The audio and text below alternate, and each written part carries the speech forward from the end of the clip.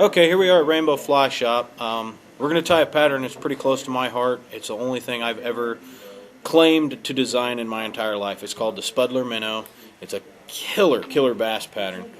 We're going to take our thread. Here I'm using a GSP because I'm going to be spinning some deer hair, and I like going with Chris Helm on deer hair, and he loves GSP for deer hair. So start it about quarter to a third of the way back the hook. We want to leave this bare for spinning hair. So start our thread in and go ahead and wrap it. Lay a base. We're going to put a little bit of lead on this thing, so we want to make sure we got the base of thread to put that on. Don't ever try and pop GSP a la Lefty Cray. You'll cut your finger off. This stuff is sharp and strong. Take some 030 lead wire, and this is the important part. This fly is going to suspend in the water like a suspending crankbait almost, only with a lot more action. We need 6 turns, exactly 6 turns, and I try and put them as dead center of the hook as I can. So here's 1, 2, 3, 4, 5, 6.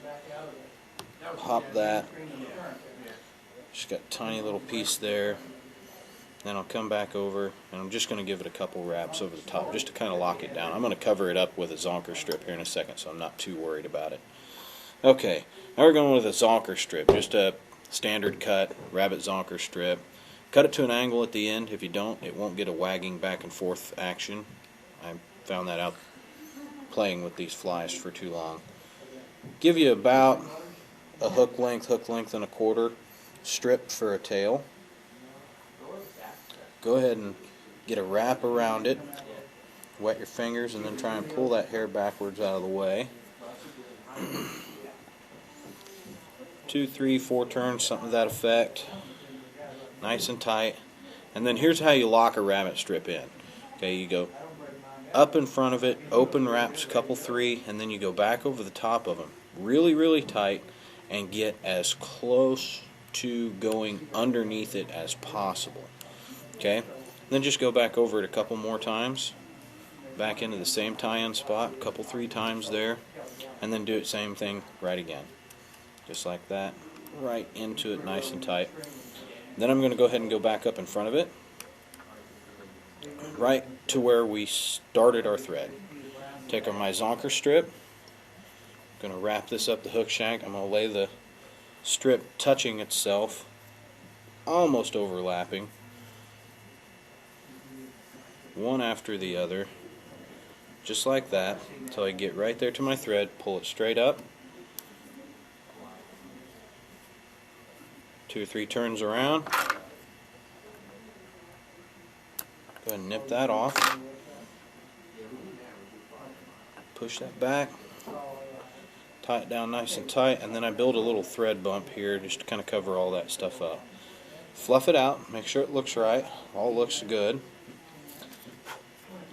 Now I'm going to wet it down and pull it back out of the way. I'm going to take a little bit of this purple haze. This is going to be a pink and purple version. A little bit of this purple haze holographic flash. You can use any flash, anything flashy, okay? Use Christmas tinsel for all I really care. It'll work, won't it? So, about yay long, about the length of the fly.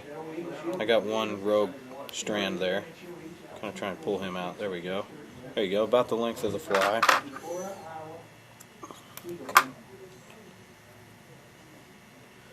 Nice, pretty thick piece there. Quite a bit of flash. I like a lot of flash in these things. Pull a little bit to one side, a little bit to the other. Trim off my little bit of excess there. Okay, now we're going to add in some rubber legs. Okay, this is a rubber skirt material. Matt's got them over there on the wall there. Just a simple little rubber skirt material. But I use 1/4 of this tab.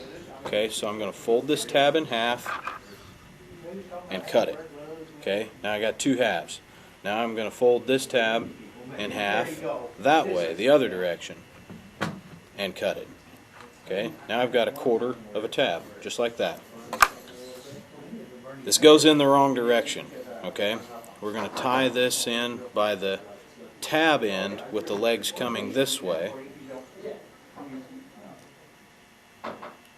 Tag that down. We'll go around it. It snuck out on me right there. I got him. There we go.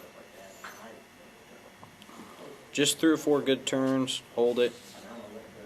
Got one angled there. Okay, this is a piece of wire. This is the handy part about this, because this stuff will get in your way. It's so flexible and flimsy and bouncy. It wants to go all over. We're going to push it back. Hold it back out of the way. Whoops, one got loose. Take this wire. We'll just wrap around this fly a couple of times. This is a tool. This is not an integral part of the fly. Okay. Now we're going to take the thread back up right to the bare part of the hook. Take some deer hair. This is purple deer hair. Take a pencil-sized clump.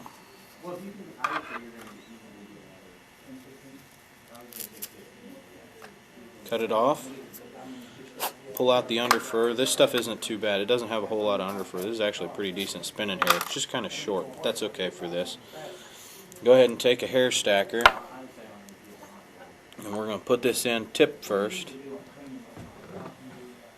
Tips of the hair go into the hair stacker. Maybe. There we go. Stack them. Pull it out. Pull out anything that didn't want to stack there. Pull out any shorts. Then lay it in right on top of the hook. Get just about enough to go back to the barb of the hook right there, just barely past it, with the tips of those hairs. Lay it on top of the hook. Take your thread, go 1, 2, 3 times around, then pull tight and let go, and it'll spin and flare just like that. Okay. Now we're not going to pack this very tight. This is kind of a la Kelly Gallop here. He doesn't like to pack his sinking flies or slowly sinking flies very tight. He keeps them pretty loose. So we're going to keep that pretty loose. They're still going to push a lot of water and do what we want it to. We're going to get another bunch, not quite the size of a pencil, but close to it. We're not going to worry about stacking this one because this one's going to get all cut off. We're just going to flick out the under fur. Give it a real fast comb through. Try and get the goobers out. Pull out any shorts. Then we're going to set it down on top of the hook again. 1, 2, 3. Spin. Cinch it. Then we're going to give it just a tiny little bit of a pack so we can get our thread up there onto the eye. More or less, we're not packing. We're just trying to get it to go backwards so that we can get in front of it to the eye of the hook. Right there to the eye. Go ahead and whip this fly off real quick. My thread caught in there. Pull this deer hair back so I don't get any caught in my whip finish. I think I got a couple in there, but it's not that big a deal. Trim this stuff off. Trim off that thread. Okay, now we're just going to trim basically a muddler shaped head. Okay, we just want a torpedo shaped head on this thing. Just trim this stuff. Trim, trim, trim.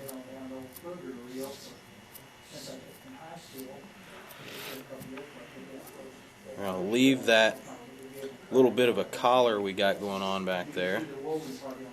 Just like that. Then we'll go ahead and take this wire that we wrapped around. We'll pull it off now, if I can get a hold of it. Fight me. There it goes. Now, all those legs are doing what they want. They're flared out nicely. They kind of want to come forward. The flash is everywhere. The bunny's everywhere. We got this nice little cone-shaped head. It's going to sink real slow. It's going to move lots of water. It's going to have tons and tons of movement with the rubber legs. And you just see it tumbling around itself in the vise here. Killer bass fly. Been one of the best I've ever had. Give it a shot. Let us know what you think, guys.